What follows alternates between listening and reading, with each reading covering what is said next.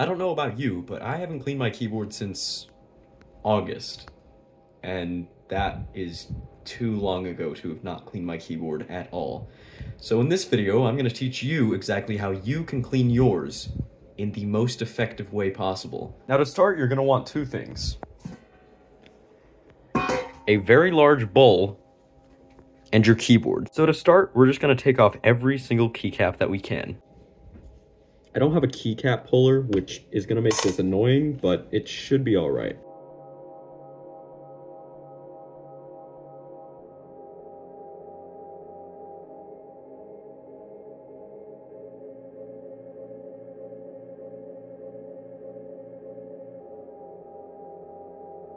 Like I said, annoying, but it's doable.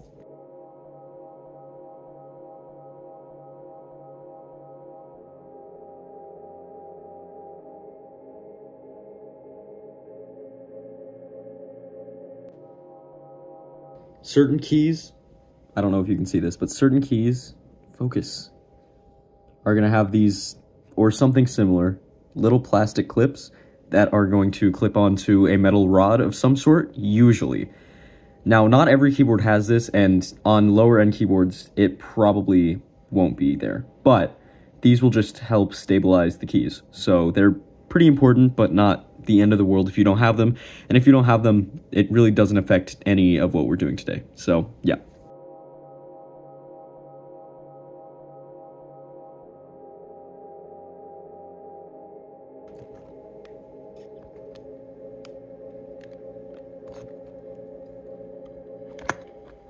It'll also make pulling off certain keys a lot harder, like the backspace, because of those stabilizers. So, just keep that in mind.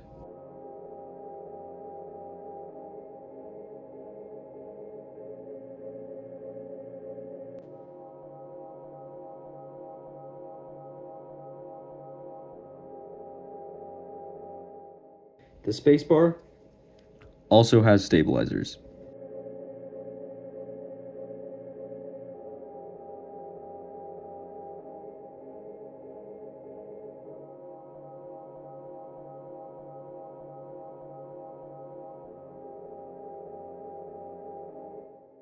If you hear any snapping, you were probably too rough, and sometimes it won't be the end of the world, and sometimes you either broke a key, broke a connector, or broke a stabilizer.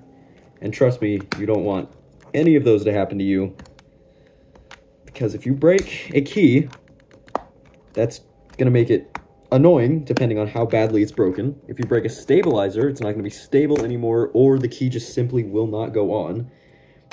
And if you break a connector, that key's done. Like, good luck.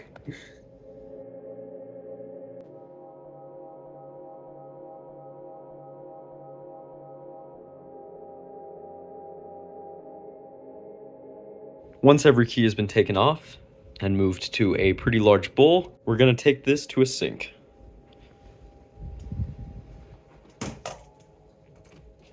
Alright, so you're going to want some dish soap, your bowl of all of your keycaps, and water. Make sure every one of them is submerged. They'll probably float, but just make sure there's enough water to submerge every single one of them. Once every single one of the keys is submerged, of course a couple are floating, but they're plastic, you're going to want to take some dish soap. Really any soap will work, but dish soap works best for this. And you're just going to want to give it a pretty generous helping. Looks about good to me. And then just grab some kind of spoon or something and start stirring it around. This is keycap soup, and it's pretty disgusting, actually. Once the soup is nice and stirred, it should look very bubbly and very clean, and it should smell like fresh dishes. And you should know when it's done by the amount of bubbles on top.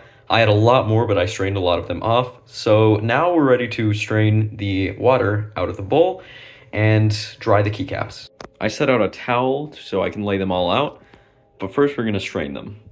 So make sure to get your strainer in the sink and your keycaps over here. And this is going to be kind of hard to do one-handed, so bear with me. Just kind of pour them all out. All right, now we're ready to rinse. Just kind of stir them around with your hands Make sure to get all the soap off because we don't want a soapy keycap. Just try to make sure that none of them feel soapy or you see any blue or anything or whatever color soap you're using, and you should be good. And once they're all rinsed, make sure to shake all the water out and then just pour them out onto your towel.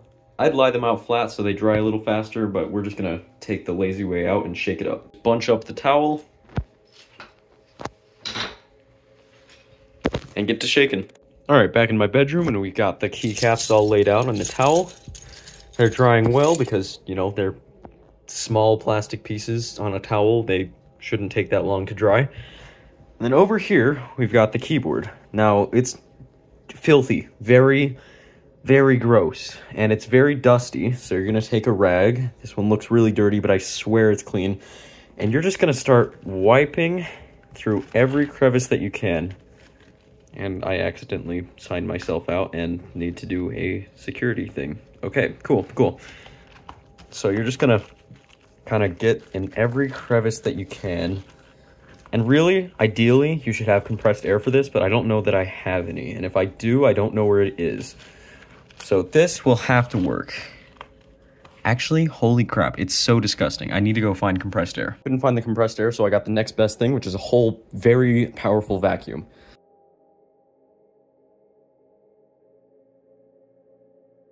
So make sure you get a tip like this, and you're just gonna wanna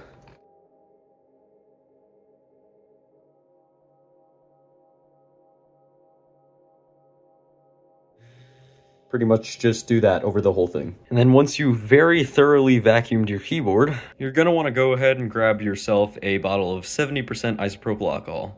This is gonna make sure we get a very thorough clean, and it's gonna eat off any goop or gunk or really anything that might not have come off from the vacuum. And I know this is gonna look scary, but I swear isopropyl alcohol does not conduct any electricity, so it's safe. We're just gonna... I realized that, you're not really supposed to do this. It's, like, really dangerous. I should have unplugged my keyboard first of all, but also, if you're gonna use alcohol, don't drown your keyboard. It's very dangerous. You're gonna break something. I don't know what you're gonna break, but you're gonna break something. And I broke something, and I ended up having to take my entire keyboard apart. And it was just this whole ordeal, and it was very annoying.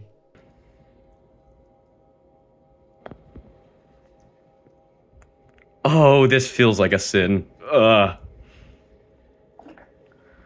It's also going to evaporate very, very quickly because it's alcohol. So, just... I hate seeing that. Grab your rag and just kind of wipe up what you can.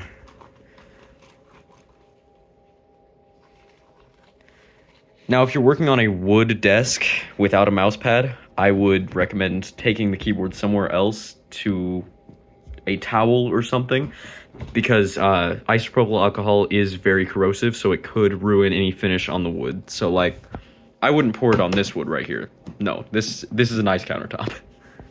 So, just try to get as much of the alcohol off that you can.